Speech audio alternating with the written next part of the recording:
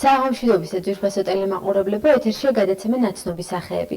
ჩვენი დღევანდელი გადაცემის სტუმარი გახავთ თქვენთვის მეტად საინტერესო პიროვნება თვითნასწავლი, მხატვარი ბატონი რეზო მექვაბიშვილი. უფრო დაწვრილებით კი მის შესახებ ჩვენი გადაცემიდან შეიტყობთ. ბლიც ანკეტა. დაბადების ადგილი ქალაქი გორი, ზოდიაქოს ნიშანი, სასწორი, საყვარელი, საჭმელი, შილაფლავი, საყვარელი, სასმელი, ღვინო, საყვარელი მწერალი, ვაჟა-ფშაველა, წელიწადის საყვარელი დრო, გაზაფხული, საყვარელი ფერი, ლაჟვარდისფერი. ჰობი ხატვა, საყვარელი ფრაზა, გასროლი რქვას უკან ვეღარ დაიბრუნებ, ისევე როგორც გასროლი სიტყვას. ბიოგრაფიული შტრიხები. რეზო მექვაბიშვილი დაიბადა 1958 წლის 12 ოქტომბერს ქალაქ გორში, დაამთავრა მეჯუისხევის საშუალო სკოლა 1957 წელს, 1966, 1992 წლებში აგრარული უნივერსიტეტის ჰიდრომელიორაციის ფაკულტეტზე სწავლობს. 1991-93 წლებში იმსახურა სამხედრო სავალდებულო სამსახურში. 1993-97 წლებში მტკვარ-წყალმშენში მუშაობდა ოსტატად. 1997 წლის 6 ივნისიდან იწყებს ხატვას. შექმნილი აქვს უამრავი ნახატი, მოხატული აქვს უსანეთის, მეჯუისხევის, მარანას, ახრესის, ზერტის, ცხინვალის წმინდა გიორგის ეკლესიები. 1993-1994 წლებში პარიზში იმყოფებოდა პერსონალური გამოფენის მოსაწყობად. იქ ტრაგიკული შემთხვევის შედეგად დაიკარგა რეზოს 50 ნამუშევარი. იგი 1984 წელს დაოჯახდა. ყავს მეუღლე ნარგიზა მეღრიჯანაშვილი, ორი შვილი, ნინო და ნუცა, დედა ნუნუ მამულაშვილი. იგი ბავშვობაში არც მხატვრობაზე ოცნებობდა და არც კოსმონავტობაზე. სურდა იურისტობა ან ისტორიკოსობა, თუმცა როგორც ცნობილია, ცხოვრება მოულოდნელობებით არის ახსავსე. თამას ღამეულმა ზმანებამ მხატვრობის ნიჭი უბოძა. 1987 წელი გათენდებოდა სულთმოფენეობის დილა. იმ ღამეს რეზო მუცნაური სიზმარი ნახა სადღაც ტყეში დაიკარგა. შემდეგ მწყინველი ნათელი შეამჩნია და შუქმა მიიყვანა უსანეთის ეკლესიასთან. ამ სიზმრში თავეჭდილებით გაუჩნდა ხატვის სურვილი. იპოვა ჩარჩო, ზეპტილო გადაჭიმა, დაბრუნდა და დაიწყო ხატვა. იმ სხივის თითქომ რეზოს გონებაში წარმოსახვა გააცოცხლა, შექმნა პირველი ნახატი, მას მეორე მოჰყვა, მეორეს მესამე და ასე შეექმნა მისი ულამაზესი ნახატი. ბავშვობიდან ჩვეულებრივი ბავშვობა მქონდა, როგორც მაშინ ისეთი პერიოდი იყო, რომ ეს ბავშვობა ბედნიერი იყო. ახლა ის აპოლიტიკური სიტუაცია იყო მაშინ ერთი წილი. და ისეთი თავისთავად ბავშვობა მქონდა, მაინც ისეთი გალაღებული არ ვიყავი, ჩაკეტილი ვიყავი და საერთოდ კითხვა მიყვარდა და ბავშვობაში ხატვას კარგად ხატავდი სხვებთან შედარებით, მაგრამ როგორც ასეთი რომ მე ვფიქროს რომ როდისმე მხატვარი გავხდებოდი ან მეოცნებოს მაგაზე ეს ასეთი რამე არ მიფიქრია, უბრალოდ კარგად ვხატავდი. მიყვარდა. და რაზე ოცნებოდით, რა გინდათ პროფესიით რომ გავასრულოთ? ნუ ახლა კოსმონავტი ნახდათ არა და რა გითხრათ, აბა რაზე ოცნებობდი? უფრო ისტორია მიყვარდა ძალიან და ჰუმანიტარული საგნები. მინდოდა ყოფილიყავი უფრო არ იურიდიულზე იურისტად ან კიდევ ყოველ შემთხვევაში ისტორიკოსად მაინც რა, ასეთი მიდრეკილება მქონდა უფრო ჰუმანიტარული საგნებისაკენ. მხატვრობის ნიჭი ახლა ბავშვობაშიც მქონდა, მაგრამ როგორც ასეთი მხატვრობის ნიჭი უცბად აღმოჩნდა ჩემში ესე 1987 წელს მოულოდნელად, აი ის რაც ნახე ზმანებაში ის გადმოვეცი შემთხვევით შეკრულ და დაგრუნტულ ტილოზე. ბავშვების საღებავებით. ხოდა იყო პირველი ნახატი იყო მთვარიან ღამეზე განათებული სოფელი, რომელიც ჩანდა შემოდგომის ტყიდან. ეს იყო ჩემი პირველი ნახატი. მსოფლიო დონის მხატვართა შემოქმედების შესახებ რეზომ სხვადასხვა კატალოგებიდან შეიტყო. ამოთმული პერიოდის მხატვრობის სტილი მის ნამუშევრებშიც იგრძნობა. თავიდან მას ძალიან დაეხმარა გორელი მხატვარი მულე ჩიტაძე, მაგრამ შემდეგ თავად შექმნა ის სტილი, რაც მის ნახატებშია გადმოცემული, ორიგინალური და თვითმყოფადი. არ შეუძლება მისი პორტრეტებით, ნატურმორტებით, პეიზაჟების და მარმარილოს მონახულება. მხატვრის სარქმელი ტილოებზეა გადმოტანილი, მრავალფეროვანისა და ორიგინალური შრიფტების სახსი. გვერდზე დარჩა სამსახური და ის ყოფითი საკითხები, რაც სოფლის ცხოვრებისთვისაა დამახასიათებელი. ოჯახი ყველანაირად ხელს უწყობს ბატონ რეზოს. მას უკვე ფუნჯი, საღებავისა და მხატვრობის გარდა აღარაფერი არ ინტერესებს. არავითარი სხვა ინტერესი აღარ გამაჩნია გარდა მხატვრობის. არც ერთი უხეშად რო თქვა რომ მითხრან რაღაცა განსაკუთრებულ რაღაცაზე რომ წამოდი და იმუშავე და ასე იქნება არ მინდა. მიჩვენი ასე ვიყო როგორც ვარ. საბადონეზე თავისთავად გიჭირთ იმ ცხოვრებით, როგორც ჩვენი რეალობა ქვია, აი ამ ყოფილი პრობლემებით ახლა ცხოვრებაში როგორ ცხოვრობს ხელოვანი ადამიანი და როგორ ცხოვრობთ თქვენ. და რამდენად უთავსებთ თქვენ მოღვაწეობას, შემოქმედების მოღვაწეობას და საოჯახო საქმიანობას. ეხლა ეს ცხოვრება ისეთი ხელოვნებს ყოველთვის უჭირდათ, მარტო ჩვენთან კი არა, რომ აი აუცილებლად გაჭირებაა და იმიტომ თვითონ კაპიტალისტურ ქვეყნებში სადაც კარგად დახინებული ცხოვრებაც არის, მაინც უჭირთ ხელოვნებს, მაგრამ დაფასების მეტი შანსი არსებობს იქ. ხალხი დასაქმებულია, აქვს საშუალება შეიძინონ ამედავ, როგორც აქ ჩვენთან ძალიან უჭირთ. განსაკუთრებით უჭირთ, იმიტომ რომ დღეს ხელოვნებისთვის არ არის დრო. დრო კი ყოველთვის არის, მაგრამ არავინ არ უცქერის, უბრალოდ თითქოს მიტოვებულია ხელოვანი ხალხი. ნუ რა თქმა უნდა ერთეულების გარდა. რა თქმა უნდა. უმეტესობა აი საქართველოში ძალიან ბევრი ნიჭი იკარგება. ძალიან ბევრი აი სხვაგანაც რო გაეხლა თქვენ მოხოდით მესაუბრებით, ხო? აი რამდენია რომელიც საქართველოში არის, რომელთაც დაკარგულები არიან, ანუ უბრალოდ ხალისი ეკარგებათ, სტიმული ეკარგებათ. აი ახლა თქვენ მესაუბრებით, ჩემს საუბარს ვიღაცა მოისმენს, ვიღაცა დაინტერესდება, ხო? მე ახლა განსაკუთრებით როცა მოდიან და მოსწონთ ეს ყველაფერი, მე სტიმულს მაძლევს, იმიტომ რომ მე მარტო საკუთარი თავისთვის ხომ არ მუშაობ. ეს რო იქნება, ეს ყველა უნდა ისიამოვნოს აქედან. ის სულიერი სიამოვნება უნდა მიიღოს. საკუთარ თავში თუ ჩაიკეტა ხელოვანი და ეგოისტი გახდა, ის უკვე ქედმაყალიც ხდება თავისთავად და უკვე აი ეს კავშირი წყდება გარემოსთან. გარემოსთან კავშირი უნდა მქონდეს მხოლოდ ნახატების საშუალებით. რეზო მაფაბიშვილი 1984 წელს დაოჯახდა. მომავალი მეუღლე თანაკლასელმა გოგონამ გააცნო. ყველაფერი თავისთავად მოხდა. გაცნობა, სიმპათია, სიყვარული და შემდეგ ქორწინება. ხაბატონი ნარგიზა ექიმია სოფელ მეჯლისხევში მუშაობს. ცდილობს მხატვარი მეუღლე საოჯახო საქმიანობით არ შეაძახოს და არ დააჭვირთოს. მართალია რთულია ხელოვანი ადამიანის ცხოვრება, მაგრამ მიუხედავად ამ ყველაფრისა, ხელმეორედ იყო არჩევანის წინაშე, ისევ მის მეუღლეობას ისურვებდა. ის რომ ბატონი რეზომისთვის ღმერთი საჩუქარია. ჩემი მეუღლე გავიცანი ავტობუსში.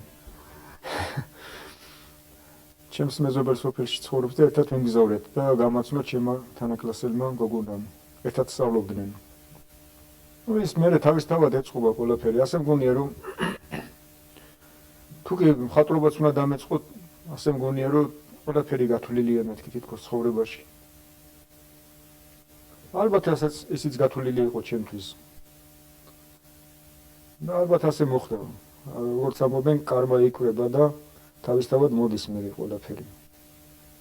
შეიძლება არც იფიქრო იმ წუთში ადამიანზე, რომელსაც გაიცნობ, რომ ის გახდება მე, მაგრამ გავიდეს დრო და უკვე სერიოზული ნაბიჯი გადაიდგა სამხრივ. როგორც ვთქვით, ყველა ხელოვანის ბუნება საერთოდ ისეთი რთულია და მძიმე, რომ ძნელი გასაძლისია, მაგრამ ყველანაირად ყველაფერს პატიობ და ყველაფერს უძლევთ. 21 წელი უკვე ამ ოჯახში ვარ და ორი ძალიან კარგი შვილი გვყავს, ისინი სხვათაშორის მამამისის გენები გამოვლინდა მათში და ორივეს აქვთ ხატვის ნიჭი. უნიჭიერესი კაცია, თქვენ თავად ხედავთ ამას და რბილი ხასიათისაა, მაგრამ თავისებური ძალიან. ისე მაგასთან ცხოვრება და ის არ აჭირს, მაგრამ როგორც იცით, საერთოდ ყველა თითქმის ყველას ერთნაირი მძიმე ხასიათი აქვთ. საინტერესოა, სულ დაკავებული იქნება თავისთავად თავის საქმეში ჩაფლული, თუ გეხმარებათ საოჯახო საქმიანობაში და თუ რჩება დრო. ბევრი ჩიჩინის შემდეგ და ბევრი გულის გაწყალების, ესე ისევად მაგ პრობლემასთან ჩვენ შებმულები, რომ აღარ ვიცით როგორ გავუმკლავდეთ. იმიტომ რომ ძალიან თავისებური კაცი ამას თუ ხატვა უნდა ღამის 2 საათზე ადგება და მე უნდა ვხატო. ვეხვეწები დააძინე ბავშვები, არავითარ შემთხვევაში მე უნდა ვხატო მთელი ღამე შეუძლია იბორიალოს წინ და უკან ნახატებთან, ამ საღებავებთან აღარ ვიცით მოკლედ როგორ გავუმკლავდეთ. მაგრამ რა ვქნათ აბა? აი იმის გულისათვის რომ ესეთი თურმე ეს ჩვენი ის ყოფილა. მე საერთოდ რუსული განათლება მაქვს და ჩემი დამეტყვის მეტად ვარა ნუშა. I нужно носить до конца და სწორედაც ესეც არის. მათ ორი გოგო ჰყავთ, ნინო და ნუცა. ორივე სტუდენტია და სწავლობენ გორის ივანე ჯავახიშვილის სახელობის სახელმწიფო უნივერსიტეტში. მათ მამისაგან გამოყვათ ხატვის ნიჭი, თუმცა მხატვრობა პროფესიად არ აურჩევიათ. ისინი მამის შესახებ აქტუალობით საუბრობენ, მოსწონთ მამის ნახატები და წარმატებებს უსურვებენ მას შემოქმედებით საქმიანობაში. ძალიან უცნაური ადამიანია, თავისებური, რა თქმა უნდა, როგორც ხელოვანი. რა ვიცი. თბილი ადამიანია. რაც შეეხება დადებით თვისებებს, აი. ხო. კეთილია ძალიან. როგორი ურთიერთობა გაქვთ დებს მასთან? ნორმალური, რა ვიცი, ჩვეულებრივი. ნორმალური თბილი ურთიერთობა გვაქვს. დედის პროგრესინეთ თუ მამის? არც ერთი. არ არის კაცრი, არ არის არანაირად. არაფერს არ. ეგოისტია. და რამდენად მოგწევს მისი ნახატები? ძალიან მომწონს, რა თქმა უნდა, მაგრამ ბავშვებიდან რა ვუყურებ და რაღაც უკვე უცნაურად სხვანაირად აღარ მეჩვენება. მომწონს, რა თქმა უნდა. რას უსურვებ მამას? რა თქმა უნდა, წარმატებებს, დიდ წარმატებებს შემოქმედებაში, რა ვიცი. უცნაურია, მაგრამ თვითნასწავლი მხატვრის შესახებ ცოტა მთვლით საქართველოში. ერთ დროს მან პარიზში სცადა პერსონალური გამოფენის მოწყობა. ამაში მას თავისი ბიძაშვილი ბადრი მექვაბიშვილი ეხმარებოდა. იგი ტრაგიკულად დაიღუპა და რეზოს 50 ნამუშევარის დაიკარგა. გაქრა პარიზში გამოფენის მოწყობის რეალური შანსით. მხატვარმა დაიწყო სოფელ მედრუსხევისა და ახლომდებარე სოფლების ეკლესიების მოხატვა. მან დიდი ძალის ენერგიის ჭირთათმის შედეგად დაწყებული საქმე ბოლომდე მიიყარა. მხატვარი ღამეებს ათენებს, შრომობს, ქმნის მრავალფეროვნები, თბილი ტონებით, ტრადიციული შტრიხებით აღსავსე, ქართული სულის მატარებელ ტილოებს. მას იმედი აქვს, რომ მისი ნახატები იქნება შუამავალი მასა და საზოგადოებას შორის. ნახატი არის ის შუამავალი ჩემსა და გარემოს შორის, რომელმაც ის სულიერ სიამოვნებნა მიანიჭოს მნახველს. რაც შეეხება საოჯახო საქმიანობას, ამას იძულებით აკეთებ თუ უბრალოდ მოვალეობის? საოჯახო საქმიანობა, როდესაც საოჯახო საქმიანობა თავისას მოითხოვს. ასე თუ ისე ამას ვერ გეექცევი კაცი, მით უმეტეს, როდესაც სოფელში ცხოვრობდა. ფაქტიურად სოფლიდან წასულ, აი რო გითხრათ, ფართო როგორ გითხრათ, გასაქანი მხატვარს ქალაქში მეტი აქვს, იმიტომ რომ იქ ინტელიგენცია, უბრალოდ აქვთ დიდი კავშირები, რაღაცა თუნდაც დაკვეთების სახე, თუნდაც ასე და სოფელს მაგაც ვერ შორდები, იმიტომ რომ ბუნებასთან უახლო არის, რაღაცას მაძლევს მე. ეხლა მაგალითად სხვა იმაში ვარ, აი გარემოში თვითონ ჩიტების გალობა რო გესმის, თვითონ აი ესეთი სიმყუდროვე რომ არის, მათ რო ხედავ იმ ბუნებას და წარმოდგენით და ასე და აი მიწის სურნელი, თვითონ ყველაფერი წვიმაც კი ლამაზია, ყველაფერი. აი როგორ გითხრათ, თვითონ სიოც რო დაუბეროს, ეს ყველაფერი გარემო სულ სხვა არის, ვიდრე მანქანების გამონაბოლქვი და ეს სიგნალები და იქ მუშაობა და ხმაურიანი გარემო. რეზო მექვაბიშვილს სამომავლოდ ბევრი ნახატი აქვს კიდევ შესაქმნელი. სულ სააუცილებლად საქართველოში პერსონალური გამოფენის მოწყობაც, თუმცა ამ სურვილის განხორციელება ფინანსებთან არის დაკავშირებული. ყოფითი პრობლემების გამო ხშირად ფულს გვერდისდებს, საოჯახო პრობლემებსაც კავდება, ხანდახან ლექსებს აკეთებს და საქართველოს სადმისწროსაც სიამოვნებით მიირთმევს. მომიხდა ასეთი რაღაცა, სამარყანდში ვიყავით, ექსკურსიაზე ვიყავით წასული ორგანიზაციიდან, სადაც მუშაობ. ხო და იქ მოგვიწია სამარყანდში მავზოლეუმთან მისვლას ჩვენი ამომგდებელის თემურ ლენგის. რა თქმა უნდა ეს საშინელი განწყობა თვითონ ამაყობენ, მაგრამ ჩვენთვის ძალიან საშინელი განწყობა იყო, იმიტომ რომ კარგად იცით ისტორიიდან. უცბად მომივიდა მუზა, იქვე ხელჩანთაში ქალს ვთხოვე რომ მათხოვეთ კალამი და ფურცელი და დავწერე უცბად ლექსი. და ეს ლექსი ხომ არ გახსოვს? ანუ შევეცდები ახლა გავიხსენო, კარგი გავიხსენე. თუ ეს ლექსი არა, სხვა ლექსი მაინც. არა, გავიხსენებ. იცით, სად დაკრძალეს დიდი თამარი. გორგასალ ვახტანგს ხვაცარადებს ზომით სადარი. ვიღაც მნახველი მოსული მცხეთით. ერეკლეს საფლავს გადადის ფეხით. გელად შეფარვია აღმაშენებელი, ჩვენი მეობის დამამშვენებელი. და ამას ფიქრობ სამარყანდში მავზოლეუმთან. აი პატივი მართლაც მეფური. და აქ მარხია გაუმაძღარი ჩვილი ბავშვთა სისხლით, კაცი ჭამია ლანგი თემური. აი ეს ლექსი დავწერე უცბად თავისთავად მოვიდა ეს. მინდა ჩვენი საქართველოს დავუძო. როგორც თვითონ ჩვენთანაც აქვს თავის საკუთარი სახლი, თავისი ოჯახი. ისე თითოეული ჩვენთან განიცადეს საქართველოს არის ჩვენი ოჯახი, ჩვენი სახლი, დიდი სახლი, უზარმაზარი სახლი. ღვთისმშობლის წილხვედრი ქვეყანა. ლამაზი თავისი ტრადიციები, თავისი ისტორიით, თუნდაც ალბეთითი იყოს, თუნდაც